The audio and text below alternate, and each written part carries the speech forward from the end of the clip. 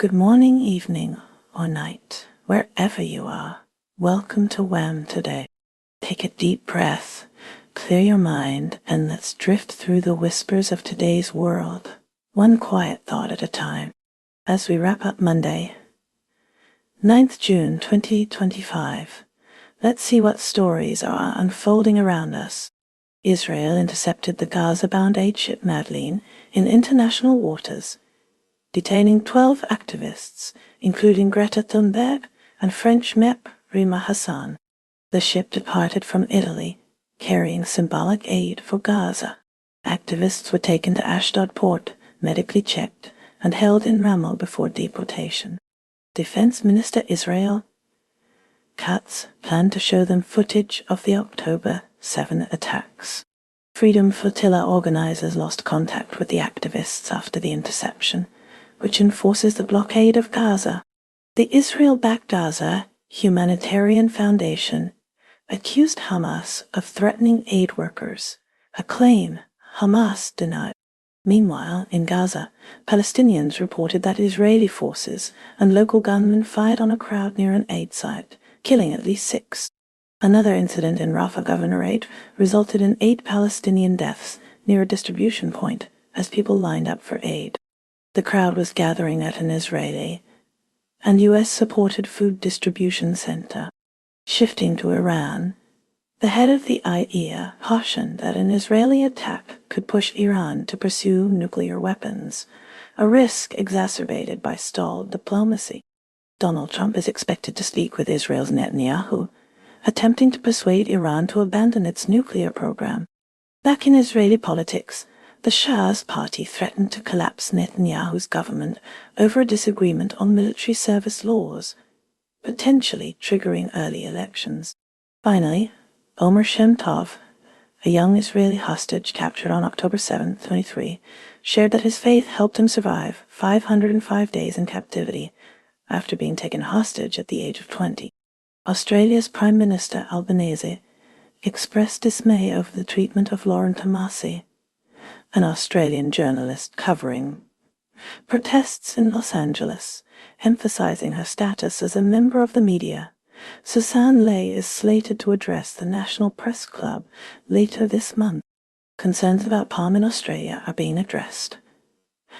Erin Patterson, a 50-year-old Victorian woman, pleaded not guilty to murder and attempted murder charges related to a fatal beef Wellington lunch in Leongatha in 2023, denying she lied about inducing vomiting after the lunch and expressing confusion over the lack of gastric bypass surgery options at a clinic she says she had an appointment with.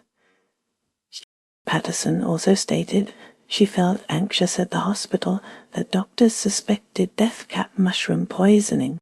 Separately, Australian plumber Josh Winslet, working in New Zealand, won 22 millers died.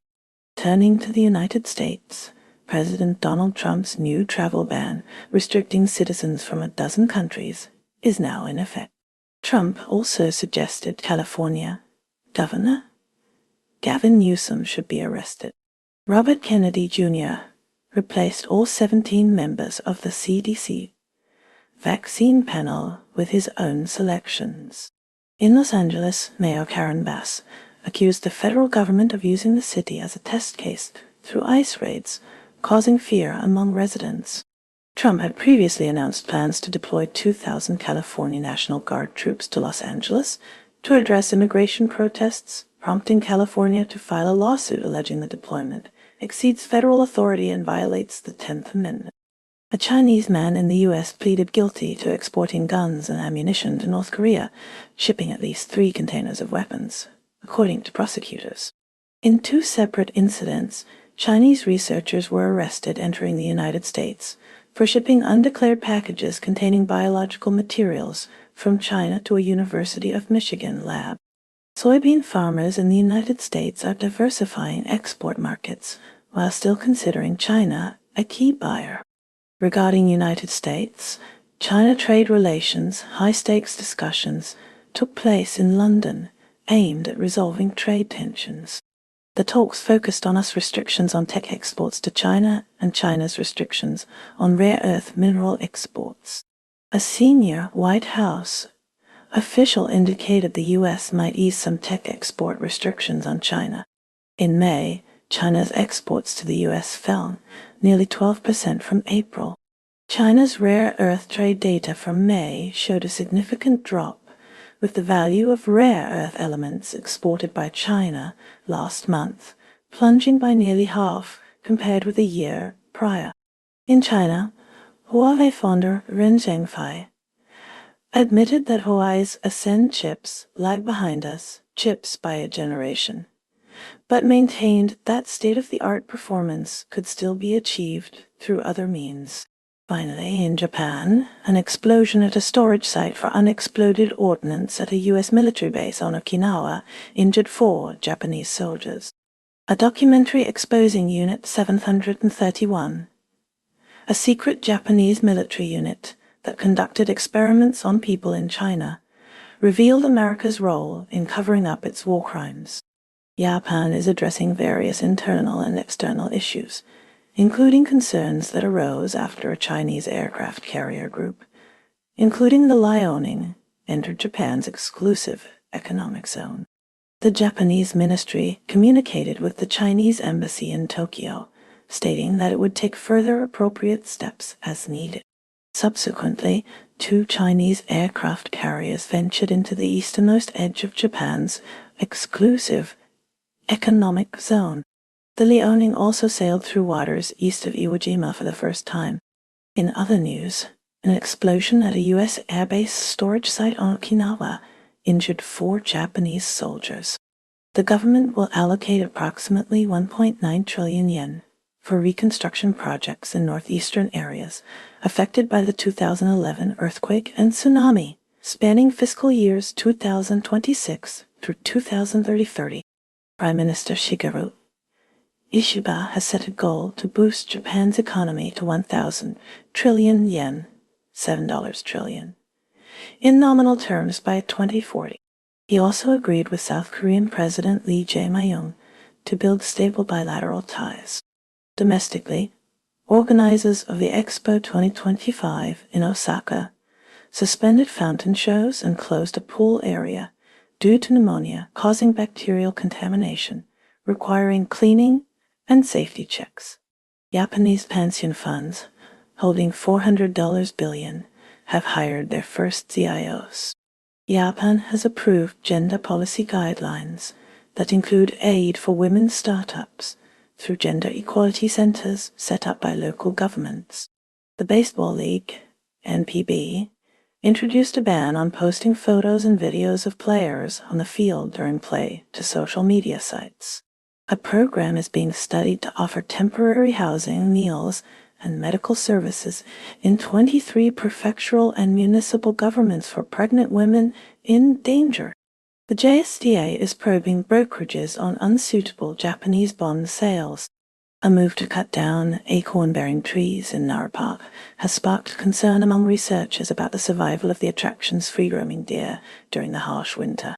Retired sumo great Hakuho quit sumo after his wrestling stable was closed due to a bullying scandal. Turning to Canada, concerns about growing challenges to the current world order have prompted Canada to view Japan as a priority as it eyes a bigger Asian footprint. In international relations, a police investigation in Japan has uncovered possible cooperation between a Yakuza faction and Hong Kong's 14th Triad, indicated by a video showing individuals sharing sake. United Kingdom, the UK government, under Energy Secretary Ed Miliband, is investing £14 sterling 20 pence billion in the Sizewell C nuclear power station. The project is expected to generate 10,000 jobs and power the equivalent of 6 million homes as part of efforts to reduce reliance on fossil fuel. Eurostar plans to operate direct train services from the UK to Germany and Switzerland by the early 2030s, according to CEO Gwendolyn Kazanav, despite previous unsuccessful attempts to connect London and Frankfurt. TikTok intends to increase its investment in the UK, its largest European community, by creating 500 new jobs. A report by the Woodland Trust indicates a decline in the variety of wildlife in the UK's woodlands due to habitat deterioration. Only 7% of Britain's woodlands are in good condition, and there has been a 15% drop in bird numbers over the past 5 years. Concerns have been raised about the UK political class being schizophrenic regarding national defence, with the government allegedly worried about public panic if an imminent invasion were discussed. Turning to the conflict in Ukraine, Russia launched a massive aerial attack, deploying 479 drones in what Ukrainian officials described as the war's largest overnight drone bombardment, surpassing previous records. The attacks, which often begin in the late evening and continue into the morning due to the difficulty of spotting drones in the dark, resulted in at least 1 death and 4 injuries in Kyiv and Odessa. In a related development, Ukraine and Russia completed the first in a series of planned prisoner swaps that could see at least 2,400 freed, despite disagreements over the weekend, as attacks have intensified and Russian forces gain more territory. Switching focus to Hong Kong, Chief Executive John Lee discussed tariffs and trade war issues in an exclusive interview, emphasizing the importance of preserving Hong Kong's successful DNA. Additionally, the interview touched on a potential re-evaluation of UK degrees by China.I. United States.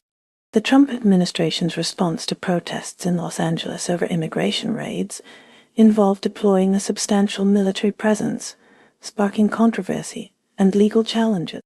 Approximately 4,000 National Guard members were initially deployed, a move California leaders condemned as authoritarian dialogue. This was followed by the dispatch of Marines, initially 700, with hundreds more subsequently ordered, alongside an additional 2,000 National Guard members. The Pentagon confirmed the presence of 300 troops. Governor Gavin Newsom threatened legal action against President Trump for deploying troops without state authorization. The FBI reported multiple arrests in both Los Angeles and New York following the protests. Protest areas saw graffiti, including messages such as "fuck ICE" and "dead cops," which city cleaners worked to remove along with burned cars after the weekend. Critics described the federal government's tools and tactics as resembling an occupation rather than law enforcement. When asked about invoking the 1807 Insurrection Act to quell the protests, Trump responded, "It depends." Well, authorities clarified that National Guardsmen and Marines at the protests were armed, but their weapons were not loaded. Rappaducci used her Bet Awards acceptance speech to criticize the Trump administration's deployment of military forces on protesters in Los Angeles over immigration raids. The immigration raids have affected various workers, including garment workers, and a union president was arrested while serving as a community observer during ICE arrests. Palau. Transitioning to sports news, Palau is set to send the largest team among the 22 participating Pacific nations to the upcoming mini-games. China and the US are continuing trade talks in London at Lancaster House, facilitated by the UK Foreign Office, following earlier discussions in Geneva after a phone call between Trump and Xi Jinping. These London talks, focusing on trade and minerals, are extending into a second day as both nations attempt to reinforce a temporary truce established in Geneva. Recent trade figures show China's exports increased by 4.8% in May, although shipments to the US decreased by nearly 10%. This slowdown occurred after a more substantial 8.1% jump in China's global exports in April, even after Trump agreed to postpone tariff increases. NATO's Secretary General, speaking at Chatham House in London, cautioned that China's growing military strength and its close relationships with Russia, Iran, and North Korea necessitate that NATO enhance its Indo-Pacific partnerships to address the challenge posed by Beijing.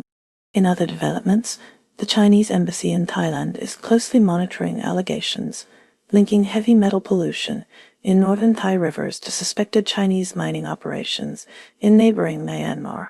Domestically, Chinese authorities removed over 50 tons of waste from ancient caves in Sangyai National Forest Park and disciplined 4 officials after the caves were used as an illegal dumping site. The Chinese government has also advised its citizens in the Los Angeles area to exercise caution and prioritize their personal safety due to ongoing law enforcement actions related to immigration protests in California. Geely Auto, the second largest car manufacturer in mainland China, has announced it will cease building new plants due to excess global capacity, a decision that is expected to have widespread effects across the industry, as many Chinese companies struggle with profitability. The Trump administration has reportedly suspended licenses for exporting certain nuclear power generation equipment to China, which analysts believe may slightly hinder China's nuclear ambitions, though China is expected to continue developing domestic technologies as its reactor programs mature. A sinkhole suddenly appeared on a road in Hebei province, causing injuries to 3 people and damaging 2 vehicles. Russia's potential aggression is a growing concern, with NATO Secretary-General Mark Rutte suggesting an attack could occur within 5 years. He urges NATO members to increase military spending to 5% of GDP. In addition, Russia's military is reportedly exploiting weak encryption in China's WeChat app for data collection. Post-Wagner Group, Russia aims to bolster military ties. In Africa. The Crimean Peninsula, once a tourist hotspot, is now isolated and a target for Ukrainian drone attacks aimed at military installations. Turning to Ukraine, Kyiv and Odessa were targeted by Russian drone strikes, including a maternity ward. These attacks followed what Ukraine described as Russia's most significant drone strike on Monday. In a rare instance of agreement, Russia and Ukraine conducted a prisoner of war exchange, part of an agreement reached during peace talks.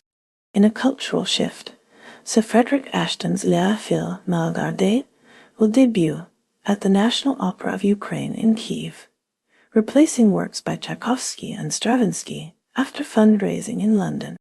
India is preparing to send its first astronaut, Shubhanshu Shukla, to the International Space Station as part of a mission launching from the United States. India also rescued crew members from a burning cargo ship off the coast of Kerala, initiating a search operation for missing individuals. In conservation news, tiger conservationist Valmik Thapa passed away. Dassault Aviation of France will manufacture Rafale fighter jet components in India, a strategic move for defense self-reliance. Skywatchers across India will soon view the strawberry moon. An Indian man faced difficulties at Newark Airport in the United States, prompting consulate involvement. Sources confirm no current travel restrictions for Indians going to Saudi Arabia. The United States will host the launch of India's first astronaut mission to the International Space Station, utilizing a SpaceX capsule. The NBA Finals are heading to Indianapolis for the first time since 2000. Increased scrutiny of student visa applications is causing some Indian and Chinese students and researchers to reconsider studying in the U.S. France's Dassault Aviation will manufacture Rafale fighter jet components in India, marking the first production outside France. Sources indicate that Saudi Arabia has not issued any travel restrictions for Indian citizens. Canada's Prime Minister Mark Carney has committed to boosting defense spending to meet NATO's 2% of GDP target this fiscal year, accelerating the timeline by 7 years. This move seeks to lessen Canada's defense dependence on the U.S., particularly given the current global climate. Simultaneously, Ontario grappled with a measles outbreak where 6 babies born to unvaccinated mothers contracted congenital measles. Ontario's Chief Medical Officer of Health, Kieran Moore, stressed the preventability of such infections through routine vaccination. South Korea witnessed the discharge of K-pop stars ARM and V of BTS from their mandatory military service, celebrated by hundreds of fans in Chuncheon City, highlighting the nation's conscription policies which do not extend exemptions to entertainers, unlike athletes and classical musicians. Efforts by President Lee Jae-myung to mend ties with Japan are challenged after a Seoul court sided with a former forced laborer against Mitsubishi Heavy Industries, potentially escalating diplomatic tensions. Political turmoil continues as investigations into corruption, allegations surrounding impeached President Yoon Suk-yeol and his wife, Kim Keon-hee, create further divisions. The South Korean musical Maybe Happy ending also marked a cultural milestone, garnering 6 Tony Awards on Broadway. The UN Secretary-General Antonio Guterres urged nations to protect rather than exploit the oceans.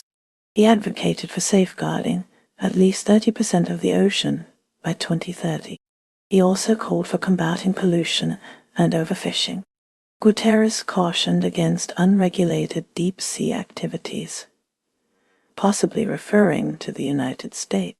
The UN Ocean Conference is being held in France. It aims to transform pledges into actions to address the ocean crisis. The conference includes heads of state, mayors, scientists, and policymakers. In France, Defense Secretary Pete Hegseth honored soldiers who died 81 years ago during times of ongoing international tension. France will use the UK drama adolescents in its secondary schools. The goal is to educate teenagers about toxic masculinity and online dangers. This mirrors similar programs in the UK and the Netherlands. The program includes 5 classes using excerpts from the Netflix miniseries. Iran is at the center of escalating tensions, particularly over its nuclear ambitions. European powers are pushing for a UN vote to reinstate sanctions against the nation. As a countermeasure, Iran has threatened to disclose alleged Israeli nuclear secrets. Concurrently, Iran is involved in indirect talks mediated by various parties, including the US, Hamas, and Israel, aimed at securing the release of hostages held in Gaza. These discussions, as highlighted by Donald Trump, underscore the complex geopolitical landscape. Iran intends to present its own nuclear proposal to the US via Omani intermediaries. The existing US offer has been dismissed by Iran as inadequate and inconsistent with previous understandings. On the domestic front, the Iranian government has intensified its stance against pet ownership, specifically targeting dogs. Authorities view dogs as symbols of Western cultural influence and Islamic impurity, leading to a crackdown that effectively criminalizes dog walking in public spaces. Malaysia mourns the loss of at least 15 lives in a tragic bus accident involving university students, while 33 others are injured, 7 critically. Citizens are bracing for an impending heat wave, with temperatures projected to surpass 37 degrees Celsius in several areas, causing significant health worries. Simultaneously, the Malaysian Communications and Multimedia Commission, MEC anteed the public that the Mobile Phone Data Project respects user privacy through anonymized data. Adding to the national discourse, cartoonist Fahmi Reza plans legal action against authorities for a travel ban that blocked his attendance at a Singapore concert, prompting censure of Prime Minister Anwar Ibrahim. New Zealand's commitment to achieving net zero emissions by 2050 faces legal scrutiny, as environmental lawyers challenge the adequacy of the government's reduction plan, arguing it depends too heavily on forestry and lacks sufficient public input. Meanwhile, the New Zealand Defence Force is in the process of sharing a draft assessment regarding the NMNC's Manawanui wreck with various government bodies, though the timeline for making this information accessible to the public remains uncertain. In another development, Amir Hoshang Mohebi, whose applications for refugee status have been consistently rejected, received a sentence in the Auckland District Court after being convicted of rape and threatening to murder his victim. The United States is currently grappling with the potential implications of a proposed ban on international students by the Trump administration. This policy shift has created widespread anxiety and uncertainty among prospective students. Alfred Williamson, a student from Wales and a Harvard University admittee, now faces doubt regarding his enrollment. Similarly affected is He Yuxing, a Chinese high school graduate intending to study biology, who remains in China during a gap year, unsure about his future access to U.S. education. He Yuxing views the policy as a risky maneuver, impacting international students' academic trajectories. Peru has fully reinstated protection for the Nazca Line's reserve, covering 5,600 square kilometers. This decision reverses an earlier reduction in the protected area. The initial cutback drew heavy criticism for potentially exposing the ancient etchings to mining activities. Concurrently, a Peruvian startup is actively testing self-driving cars in Lima, navigating the city's notoriously challenging traffic. Italy severed its ties with the Israeli spyware firm Paragon, amidst allegations of targeting critics and migrant rescuers, sparking public outcry. A referendum seeking to ease Italian citizenship laws failed due to low voter turnout. Prime Minister Giorgia Meloni, who opposed the change, celebrated the result. A concurrent referendum on labor reform also saw low participation, likely preserving existing job protections. Colombia is reeling after conservative presidential candidate Miguel Uribe Turbay, 39, was critically wounded. He was shot twice in the head during a Bogotá campaign rally over the weekend. President Gustavo Petro revealed that Uribe Turbay's security detail had been reduced on the day of the attack. A 15-year-old is the alleged hitman. The nation awaits further updates. Following the Pahalgam terror attack, India initiated extensive diplomatic outreach. 7. All-party delegations were dispatched to various world capitals to present India's stance. In response, Pakistan sent its own delegation, led by Bilawal Bhutto, to London. There, the Pakistani delegation met with United Nations representatives, diplomats, and U.S. officials. These discussions built upon previous engagements in the U.S. The goal was to articulate Pakistan's perspective on the conflict arising from the Pahalgam attack. Europe is preparing for a significant heat wave after recent severe thunderstorms. Temperatures are forecast to rise dramatically, surpassing seasonal norms by up to 10 degrees Celsius in certain regions. Italy's Florence is predicted to reach a sweltering 39 degrees Celsius. Germany is also expected to face unusually high temperatures, with forecasts indicating temperatures at least 9 degrees Celsius above the average for June. Similar high temperatures are anticipated in France and Belgium. The cause of this heat wave is a high-pressure system forming a heat dome, which traps heat and intensifies the warming. Tunisia saw activists from across North Africa, including Algeria, Mauritania, Morocco, and Libya, commencing a Gaza-bound convoy from Tunis. This convoy, characterized as a symbolic gesture, intends to navigate the Tunisian and Libyan coastlines before reaching Rafah via Egypt. The activist group is composed of hundreds of individuals, mainly from Tunisia and Algeria. Bangladesh saw the return of former President Hamid. Arriving back in the country a month after his trip to Thailand ignited public protest.